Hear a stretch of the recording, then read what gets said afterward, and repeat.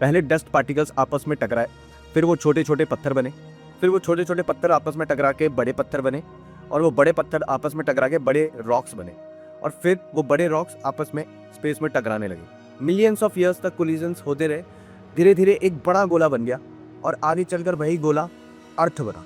उस समय अर्थ बिल्कुल अलग थी, ना पानी, ना हवा, ना लाइफ, सिर्फ और सिर्फ आग, वल्केनो चारों तरफ थे। पूरी अर्थ पिघली हुई थी। अर्थ एक फायर बॉल की तरह दिखती थी उस समय। अर्थ बनने के बाद एक बहुत बड़ा एक्सीडेंट हुआ।